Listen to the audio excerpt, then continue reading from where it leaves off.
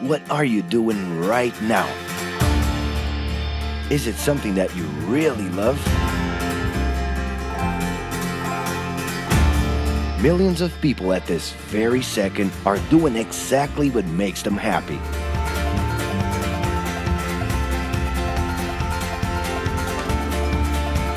But wait a minute. You spend a big part of your life working. And any job has the potential to drive you insane. I think this is a good time for a break. But, of course, there's a bright side.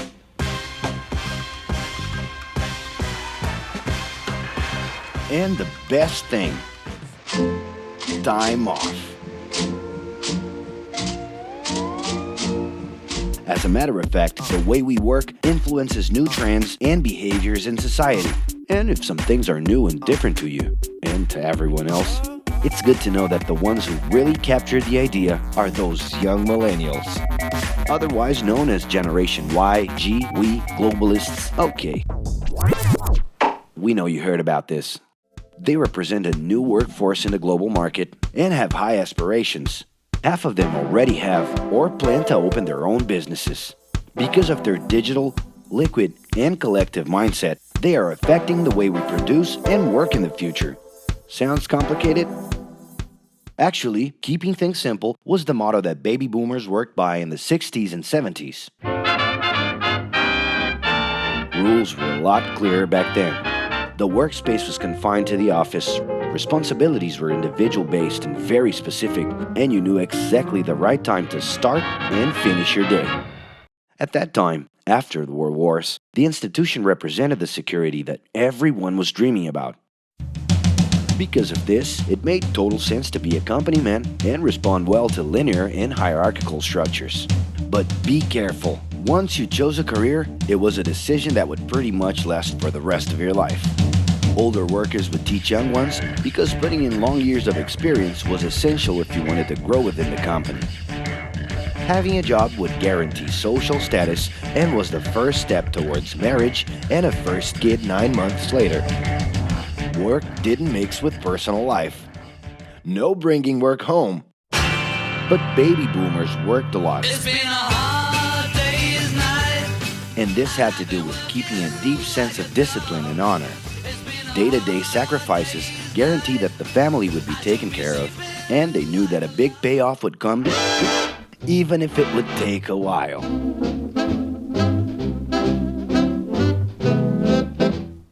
However, Generation X redefined the time relationship between work and reward.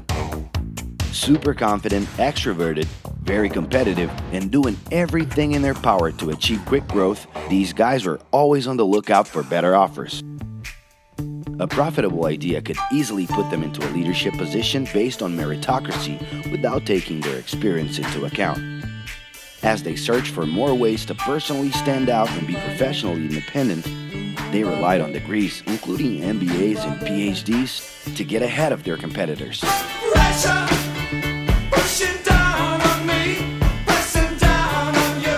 No man has spoken. In this more individualistic style of thinking, a nice wardrobe and a business card could help them close better deals and expand their network. Being in the right place at the right time is what would define the work schedule. Business time was extended into the happy hour.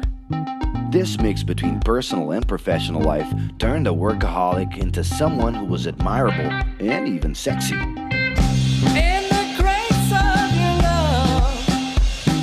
The winner was whoever could get onto the board of directors in the shortest time possible I can do anything if I can just get a chance. and thus immediately live out the pleasures of this achievement. You want the money, you control the witness. I'll leave you lonely, I don't monkey with the business. But today, the journey's a little different. It really seems more important to have fun on the ride than to make it to the final destination.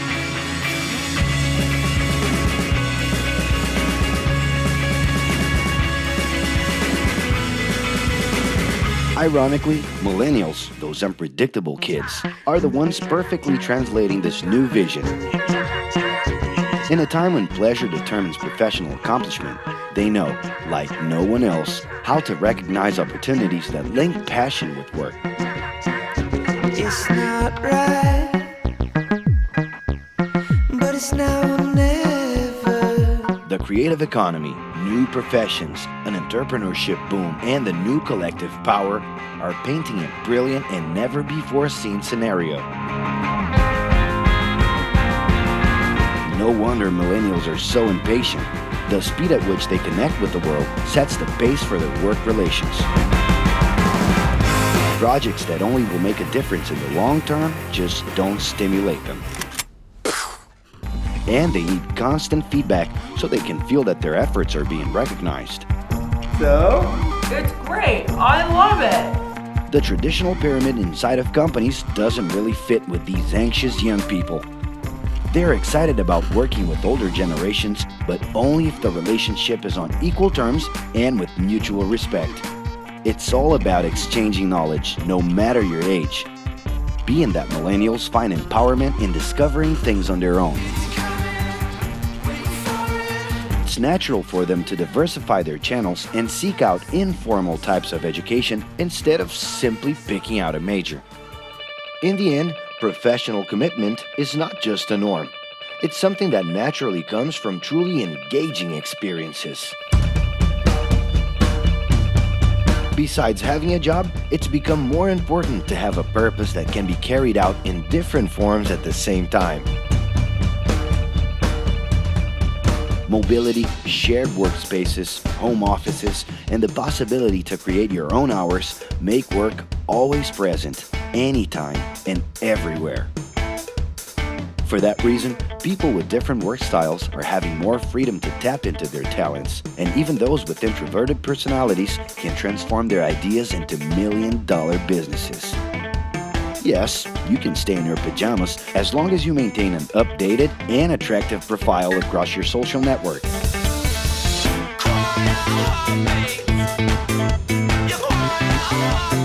As you can see, flexibility is really the way to go. Millennials are fascinated when they get involved in works in progress and feel motivated by learning new skills. They're excited about an open and forever beta world where testing and messing with something unfinished is the only way to create the new. Millennials need more than ever to feel autonomous, and they're exhilarated by the challenge to develop and participate collaboratively.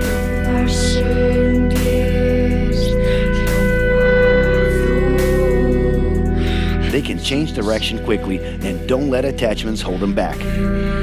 It's about living better in the present with no illusion that the future can be controlled.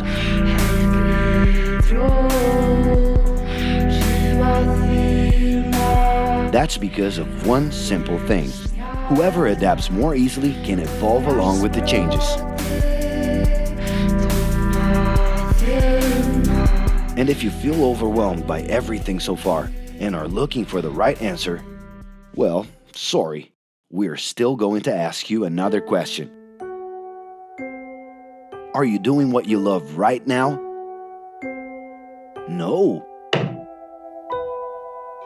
So start.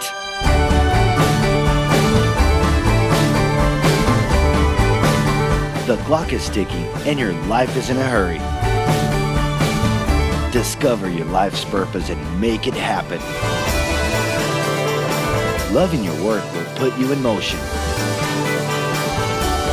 It's the only way to lead a fulfilling life every day.